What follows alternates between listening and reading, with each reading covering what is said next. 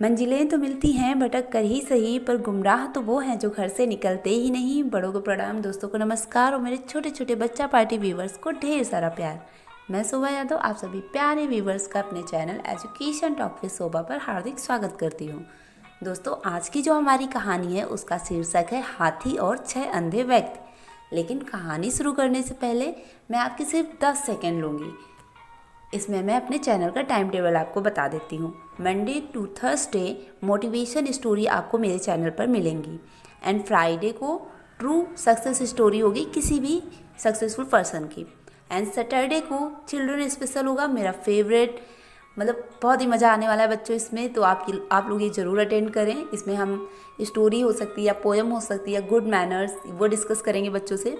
And Sunday को my own thoughts होंगे, मैं अपने कुछ विचार आपके सामने रखूँगी। तो दोस्तों, ये सारे वीडियो जो हैं वो 10 बजे सुबह ही अपलोड किए जाएंगे।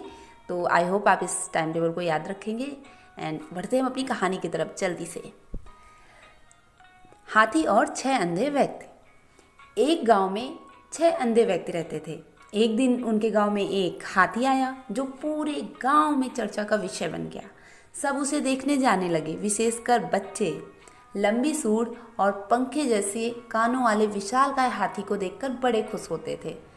6 अंधे व्यक्तियों को भी एक गांव वाले ने बताया कि आज गांव में हाथी आया है। हाथी के बारे में सुनकर उनमें जिज्ञासा जाग उठी। उन्होंने हाथी के बारे में सुना अवश्य था, किंतु छूकर उसके स्पर्श को महसूस कभी नहीं किया था। एक अंधा व्यक्ति बोला, दोस्तों, इतना सुन रखा है हाथी के बारे में, आज गांव में हाथी आया है तो मैं उसे छूकर महसूस करना चाहता हूँ। क्या तुम लोग नहीं चाहते? उसकी बात सुनकर अन्य 5 भी हाथी को छूकर महसूस करने के लिए लालायित हो उठे। वे सभी उस जगह पर पहुँचे जहाँ हाथी था। वे उसके करीब गए और उसे छूने लगे। पहले व्यक्ति ने हाथी के खंभे जैसे विशाल पैरों को छुआ और बोला, ओह, हाथी खंभे जैसा होता है। दूसरे व्यक्ति के हाथ में हाथी की पूंछ आई, जिसे पकड़कर वह बोला, गलत कह रहे हो दोस्त, हाथी खंभे की तरह नहीं बल्कि रस्सी की तरह होता है। तीसरे व्यक्ति को हाथी की लंबी सूंड जो है उसने पकड़ी और बोला, अरे नहीं, हाथी तो पेड़ के तने के जैसा होता है। चौथे व्यक्ति ने हाथी के पंखे जैसे कान छुए और उसने कहा, बाकी सब गलत कह रहे हो, हाथी पंखे जैसा होता है। पांचवें व्यक्ति ने हाथी का पेट छूते हुए कहा, अरे तुम सब कैसी अजीब अजीब बातें कर रहे हो, हाथी तो दीवार की तरह होता है। छठवें व्यक्ति ने हाथी के दांतों को छुआ और बोला, सब गलत कह रहे हो, हाथी कठोर नली की तरह होता है। सब अपनी अपनी बात पर अडिग थे, कोई दूसरे की बात सुनना ही नहीं चाह रहा था। वे आपस में बहस कर अपनी अपनी बात सही साबित करने में लग गए। धीरे धीरे बहस बढ़ती गई और झगड़े में तब्दील हो गई। उस समय एक सयाना व्यक्ति वहाँ पर आया।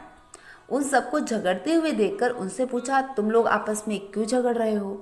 उन अंधे व्यक्तियों ने उसको अपने अपने अनुभव बताए और बोले कि हाथी ऐसा होता है, ये मान ही नहीं रहे हैं। उनकी बात सुनकर सयाना व्यक्ति हंस पड़ा और बोला, तुम सब लोग खुद को सही साबित करने के लिए झगड़ रहे हो और सच बात तो ये है कि तुम सब सही हो। ऐसा कैसे हो सकता है? अंधे व्यक्ति हैरत में बोले, बिल्कुल हो सकता है और ऐसा ही हुआ है। तुम सब अपनी अपनी जगह सही हो। तुम लोगों ने हाथी के शरीर के अलग अलग अंगों को छुआ है और उसके हिसाब से उसका वर्णन किया है, इसलिए हाथी के बारे में तुम्हारा आंकलन भिन्न है। वास्तव में हाथी तुम सब के आंकलन के अनुसार ही है। वह खंभे जैसे पैरों वाला, पंखे जैसे कान वाला, रस्सी जैसी पूंछ वाला, तने जैसे सूंड वाला, दीवार जैसे पेट वाला और नली जैसे दांतों वाला एक विशालकाय जानवर है।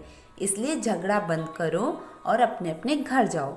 यह सुनकर सब सोचने लगे कि हम सब आपस में बेकार में ही झगड़ रहे थे और फिर सब अपने अपने घर लौट गए। दोस्तों, इस कहानी से हमें सीख मिलती है कि अगर हम किसी विषय के संबंध में सीमित ज्ञान के आधार पर अपनी धारणा बना लेते हैं और दूसरों से अपनी धारणा को लेकर उलझ जाते हैं तथा स्वयं को सही साबित करने की कोशिश में लगे रहते हैं, जबकि संभव है कि उस व्यक्ति की धारणा भी उसके सीमित ज्ञान के दायरे में सही हो। किसी भी विषय के हर पहलू के बारे में जाने बिना उस संबंध में एकदम से कोई अटल धारणा बनाना सही नहीं है। फ्रेंड्स, मुझे पूरा विश्वास है कि आपको ये कहानी अच्छी लगी होगी, तो आप मेरे चैनल को ज़रूर सब्सक्राइब करें। फ्रेंड्स, ये वीडियो बनाने में मुझे 2 घंटे से ज़्यादा का समय लग जाता है। अगर आप मेरे चैनल को सब्सक्राइब करते हैं तो मुझे बहुत मोटिवेशन मिलेगा और मैं रोज़ नए नए वीडियो आपके लिए लेके आ पाऊँगी। दोस्तों, मिलते हैं नए वीडियो के साथ। तब तक के लिए नमस्कार, धन्यवाद, राधे राधे।